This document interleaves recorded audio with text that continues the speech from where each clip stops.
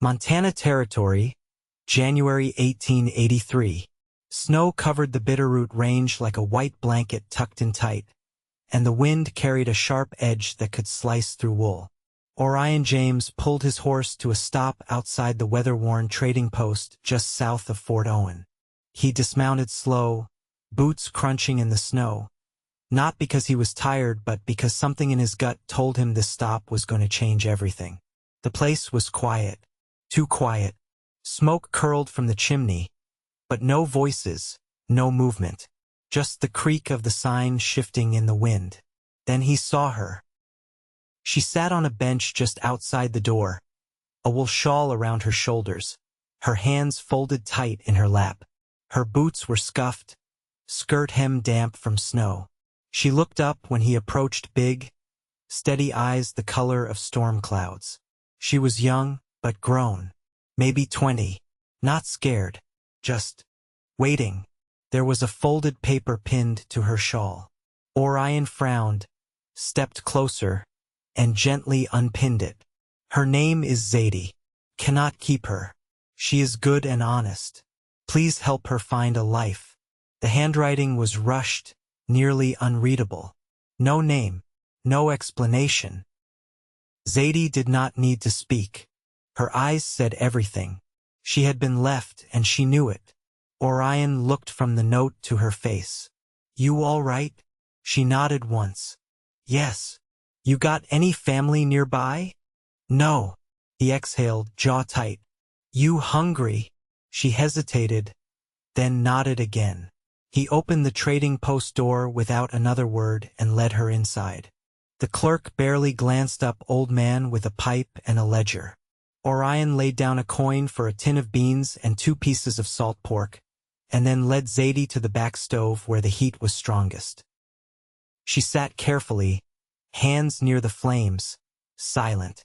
Orion handed her the food once it was warm. She took it in both hands, murmured a quiet thank you, and ate like someone who had not had a full meal in days. He watched her the whole time, not in a way that made her flinch, just still quiet, taking her in. Finally, she looked up. Why are you helping me?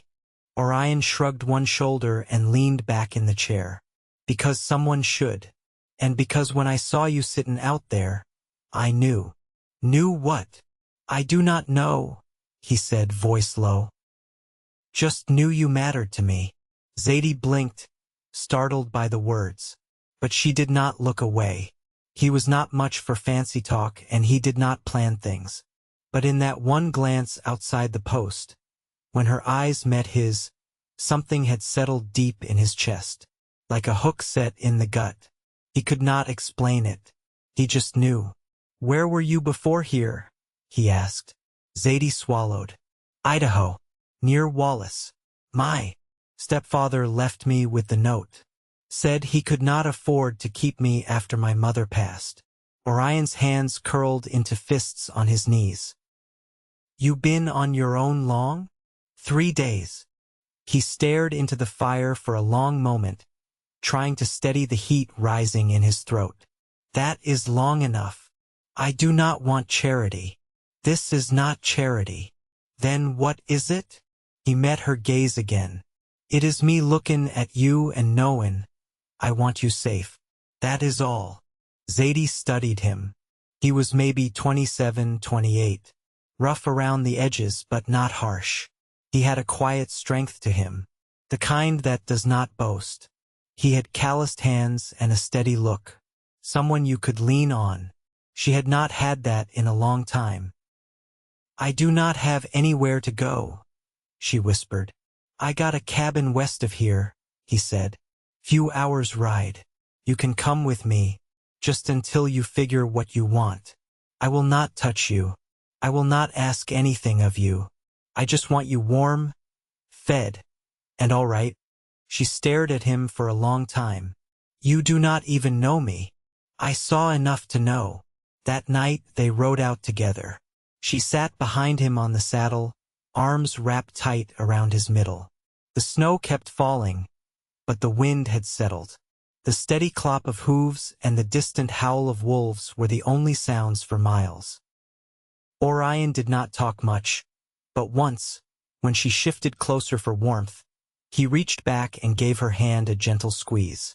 When they reached the cabin, tucked in a little grove of pines, he lit a lamp and started a fire while she stood by the door, watching. She had never seen a place so clean. He had a cot, a proper table, a shelf of books, everything in its place. "You live here alone?" "Yeah." He tossed another log into the stove. "Never figured I had reason for anything more." She stepped closer to the warmth. "You do now." He looked up at her slowly. "Yeah," he said. "I reckon I do." That night, he gave her the cot and took the floor. She protested, but he only said, "You need rest more than I do." Zadie lay there in the dark, eyes on the wooden ceiling, listening to the wind outside and his breathing steady across the room. For the first time in a long while, she felt safe. And somewhere deep inside, her heart began to ache not from loss, but from hope. She had been left with a note, but someone had read it, and he had seen her, really seen her, and maybe, just maybe, he was meant to. The morning sun came slow, turning the frost-laced windows to gold. Zadie stood by the stove, shawl drawn tight, watching steam rise from a basin of water. Her hair was still damp from the quick wash, curling at the ends where it touched her neck. She hadn't spoken much since they arrived, but she moved with care, folding the blanket on the cot, sweeping up ash near the hearth, setting Orion's tin cup back where it belonged without being asked. He stepped in from the shed, arms full of kindling, cheeks red from the cold. When he saw her there, quiet and steady in the warmth, something in his chest pressed hard against his ribs. "You don't need to do all that," he said, setting the wood down beside the stove. Zadie didn't turn. "I need to feel useful." He nodded once and went to pour himself coffee. The silence stretched between them, not uncomfortable, just full. "I can sew," she said after a while, "and mend boots. I know how to keep a garden, if you've got one under snow." Orion leaned against the counter, cup in hand. "I've got a patch out back. Grows decent potatoes come summer." She finally looked over. "You grow them yourself?" "Always have." She studied him a moment, as if measuring the shape of his life. "You got someone nearby? A neighbor or friend?" He shook his head. "Nearest folks are half a day north. Trapper and his wife. Come by every couple months." Zadie's gaze dropped to her hands. "You ever get lonely?"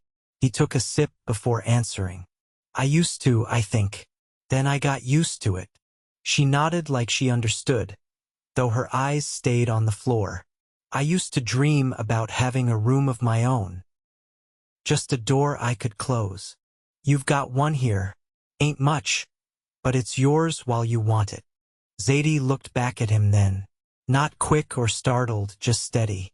"You don't ask questions. I figure you'll tell me what you want me to know." She walked over to the table and sat down, her fingers tracing the grain of the wood. "He wasn't cruel, my stepfather.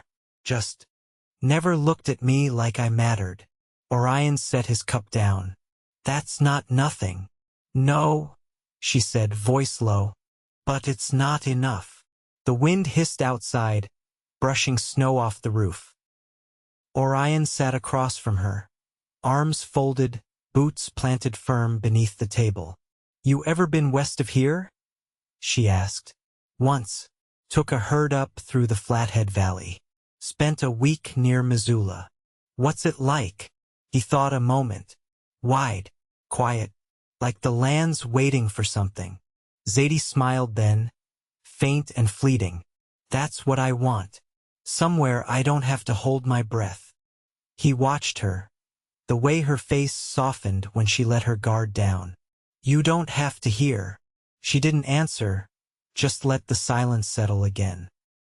Then she stood and crossed to the window, fingers brushing the frost on the glass.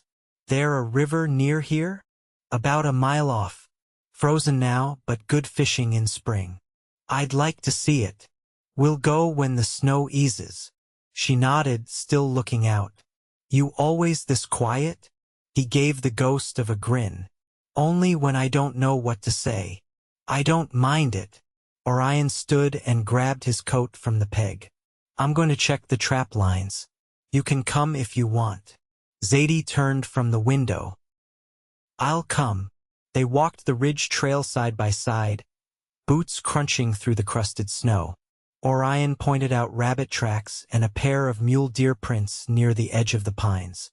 Zadie didn't speak much, but her eyes roamed, watching the limbs sway, the far-off peaks glowing pale against the sky. At one of the traps, a fox lay still, its coat a blaze of red against the white. Zadie stepped back, but didn't flinch. You all right? Orion asked. She nodded. It's just strange. I've never seen one up close. He crouched to reset the trap, hands practiced and sure. They're quick. Don't come this close often. They walked on, and as the sun rose higher, she began to point things out to a bird's nest caught in a crook of branch, a patch of lichen shaped like a heart. You see more than most, he said. Zadie smiled, not looking at him. Maybe I was always meant to, just didn't have the quiet for it. By the time they returned, the light was slanting low and golden. Orion opened the door and stepped aside, letting her pass first. She paused on the threshold. Thank you. For today. He nodded once. You're welcome. And as she crossed into the warmth, something shifted between them, not fast or loud, but sure, like snow melting into spring, like trust beginning. The days stretched quiet and clean, marked by small routines and the soft hush of snow falling off the roof. Zadie began to rise before first light, wrapping herself in a quilt and slipping out to fetch water from the well, her breath blooming in the air like smoke. She moved with purpose now, not just to fill time, but to stitch herself into the space she'd been given.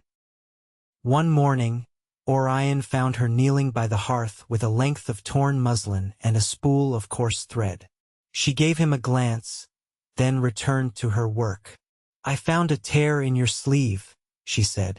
He sat on the bench and unlaced his boots. You didn't have to.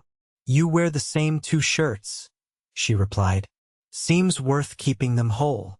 He watched her fingers move, steady and sure, the thread tugging tight through the fabric.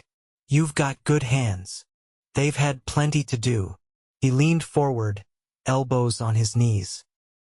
You ever think on what you'd want if you didn't have to worry about surviving? Zadie didn't answer right away. The needle paused mid-stitch. I used to imagine a little house with blue shutters, a place where I could grow things and not be afraid someone would come take them. He nodded once. What would you grow? Lavender, she said. And beans. Maybe a gooseberry bush. Gooseberries make good jam. She smiled faint. You've had it. My mother used to put up jars every fall. Traded them with the folks downriver for meat. Zadie looked up. Was she kind? She was strong, he said. Didn't have much, but she made things last. She died when I was 17. Fever took her in 3 days. I'm sorry. She'd have liked you, Orion said. You've got the same way of watching people without saying much. Zadie returned to her mending, but her cheeks colored and her mouth softened. I don't always know what to say. Folks don't always want to hear what I'm thinking. I do, he said, quiet but certain. She tied off the thread and held the shirt out to him. There. It's not pretty, but it'll hold. He took it from her, fingers brushing hers. That's more than most things these days. They stepped outside together not long after. The sun hung low, casting long blue shadows across the drifts. Orion led her down a slope where the trees thinned out and the land opened wide. A small lean-to stood near the edge of a frozen creek, built from pine and patched with canvas. I keep some tools here, he said. Figured you might want to see more than for log walls. She moved slowly through the snow, eyes scanning the open space. It's beautiful out here. Like the land hasn't been decided yet. He unslung the small hatchet from his belt and handed it to her. You ever split kindling? She shook her head. Try. Zadie took it with both hands, set a round of wood on the stump, and struck. The blade bit shallow but true. Again, he said. She struck harder this time and the wood cracked. She looked up, wind catching her hair. I didn't think I could do that. You can do more than you think. She stared at the halved log. Most men I've known wouldn't have let me try. I'm not most men. No, she said. You're not. They worked side by side until their fingers numbed. When they returned to the cabin, she reached for the kettle without being asked, and he added another log to the fire. As the room warmed and the scent of steeping tea filled the air, Zadie turned to him. You didn't ask me to stay. Orion looked up from his chair. Didn't need to. You thought I would? I hoped. Zadie crossed the room, slow and deliberate, and sat beside him. Not across. Not separate. I don't have much to give, she said. Just what's in me. But I want to stay. He didn't reach for her. He just looked at her like a man who'd been waiting for something he didn't know he needed until it was there in front of him. You're already here, he said. They sat like that as the snow fell again, soft against the roof, the fire casting low light across the floor. No declarations, no promises, just the quiet certainty of two people who had survived enough to recognize something worth holding. And they held it, together. By late February, the snow packed down to a crust that crackled underfoot, and the sky took on the color of burnished pewter. The bitter cold had eased to a biting chill, and the days stretched a little longer, letting in more light. Zadie had taken to walking the perimeter of the cabin yard each morning, her boots leaving clean, narrow tracks in the frost. Orion watched her from the woodshed, a length of rope coiled in his hand, and felt something settle deeper in him than before, like she wasn't just passing through his life, but stitching herself into it with quiet hands and steady breath. She returned with a bundle of twigs, tucking them under the chopping bench. There's a squirrel's nest in the elm by the creek. I saw it move. Orion nodded, tossing the rope onto a hook. They'll be stirring soon. Come spring, they'll dig up what they buried. Kind of like us, she said, brushing her palms, waiting for the thaw. He stepped down from the shed and dusted his palms on his trousers. I've been thinking if you're set on staying, come April I could build a second room onto the cabin. Something with a window facing east. Zadie blinked. You'd build it yourself? I've got the tools. He paused. And the want. She didn't speak right away. Then, I'd like that. A window facing morning sounds like a fine thing. They moved into the house together, neither rushing the moment, but with the kind of ease that comes when things begin to belong. Zadie placed a pot over the fire and dropped in a handful of dried lentils. Orion sat at the table and began whittling down a block of pine to shape a spoon, blade moving slow and deliberate. I've been thinking too, she said, stirring. I want to earn my keep come spring. Maybe take in mending from the folks north, or help with planting if someone needs an extra pair of hands. You don't owe me nothing, Zadie. I know, but I owe myself something. Orion set the carving down. Then I'll help you find the work. She looked at him from where she stood, her fingers wrapped around the spoon handle. Why do you do that? Offer without asking what you'll get. He leaned back, gaze steady. Because I'd rather build something with you than count what it cost. Her hand tightened slightly, and she turned back to the fire. I didn't know people like you existed. I didn't either, he said, quiet. That night, as wind pushed against the shutters and the fire burned low, Zadie took the quilt from the cot and spread it near the hearth. Orion looked up from the bench where he was sharpening a blade. I'll sleep here, she said, laying it out. You don't have to. I want to, she answered, folding herself down beside the warmth. He watched her settle, the curve of her shoulder in the firelight, and something in him rose slow and full, like dawn climbing over the pines. I've never had a home that didn't feel borrowed, she said, voice low. You do now. She turned her head, eyes meeting his. Then I guess it's time I act like it's mine. The silence after was not empty. It was warm, whole. Weeks passed. The creek thawed. The ridge trail turned to mud and then dried hard beneath their boots. One afternoon, Orion returned from checking the fence line to find Zadie standing outside with her sleeves rolled and a hammer in hand. A plank balanced on two stumps. What's this? He asked, setting down the sack of nails. I want to learn to build, she said. If you're going to add that room, I should know how to help. He raised an eyebrow. You sure? You said I could do more than I think. Guess I'm testing that. He handed her the square. All right then, let's see what you've got. They worked until the sun dipped low, sweat on their brows and sawdust on their sleeves. She split one board, hammered a nail sideways, cursed once under her breath but didn't quit. Orion said nothing when she wiped her forehead with the back of her hand and shook out her fingers. He just passed her another nail and held the wood steady. When they leaned on the porch rail at dusk, hands sore and eyes full of sky, she turned to him. I want to build that room not just for me, but for us, if you still want that. He didn't answer with words. He reached over and took her hand rough from work, warm from effort, and held it. Zadie didn't pull away. Then let's build it, she said. And in that moment, with dusk curling around them and the scent of pine on the wind, they both knew, not just that they were staying, but that they had already begun. By the 1st of May, the room was finished, 4 sturdy walls, a tight roof, and a window that caught the early light just as Zadie had wanted.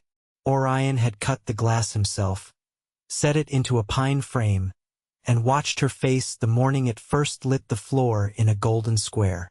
She had touched the sill like it was a relic, not speaking, just standing in the hush of sun and wood and newness. That evening, she brought out a tin box she'd kept tucked beneath her cot since the day she arrived. She opened it on the table after supper, careful, like unveiling something private. There's not much, she said, laying the contents out one by one. A strip of ribbon, a thimble with a dent in its side, 2 letters folded and faded, and a small carved figure of a horse with one ear chipped off. Orion didn't ask. He sat across from her, elbows resting on the table, letting her speak in her own rhythm. The letters are from my mother, she said. She wrote them before she passed. I never showed them to anyone. He reached out, slow and open-palmed. I won't read them unless you want me to. She shook her head. No, they're for me. But I want you to know I have them. He nodded once. I'm glad you do. She picked up the horse, turning it over in her palm. My real father carved this. He died when I was 5. I barely remember him, but my mother said he always carved when he was thinking. Orion's gaze softened. You do that, with your stitching. You focus quiet.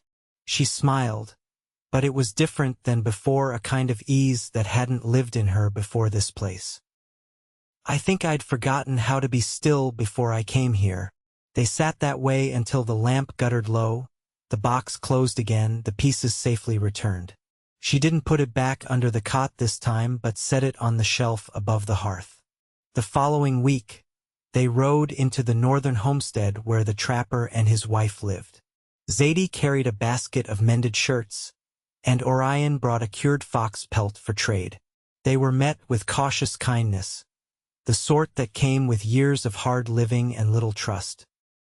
But by the time they left, Zadie had been offered 2 more baskets of mending and a jar of honey in return. On the ride home, she held the jar in her lap, the warm spring air lifting strands of her hair. I didn't think I'd find my place this far north, she said. You didn't find it, Orion replied. You made it. She looked over, and this time when she met his eyes, she didn't look away. That night, he brought in a small cedar box, one he'd carved back when the winters felt lonelier. He set it on the table and opened it to reveal a ring plain, silver, with a single braided line etched around the band. I don't have fancy words, he said, but I know what I want. I want you beside me when the frost comes back. I want you beside me when it melts again. Zadie stared at the ring, then at him. You sure? I've never been more. She reached out, her hand steady. Then put it on me. He slid it onto her finger, and her breath caught soft in her throat. It's warm, she whispered. It's yours, he said. They married in late June, beneath a birch tree near the creek. The trapper's wife stood as witness, holding her bonnet in both hands while the breeze stirred the tall grass. Zadie wore a dress she'd stitched from muslin and lace she traded for, and Orion had shaved clean that morning, his hair combed back with pine oil. When the words were spoken and the vows exchanged, Orion kissed her slow, sure, with both hands holding her face like she was something precious and known. She kissed him back with nothing held back, her whole heart in it. There was no crowd, no music, just the river nearby and the scent of birch bark in the air. That night, they lay in the new room, the window open to the stars. Zadie curled into his side, the quilt pulled up to their waists. I used to think love had to be loud. Orion pressed a kiss to her hair. It don't. No, she said. It doesn't. It just has to stay. And his arms tightened, and they stayed. Years passed. The house grew, another room added the following spring, a small porch for sitting in the evenings. Zadie built a garden that fed them through long winters, rows of beans, beets, and lavender that bloomed bright in the heat of July. The gooseberry bush took root beside the fence and bore fruit by the second year.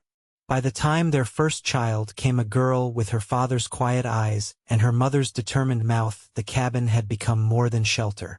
It was a promise, built board by board, held together by choice and care and the daily tending of love.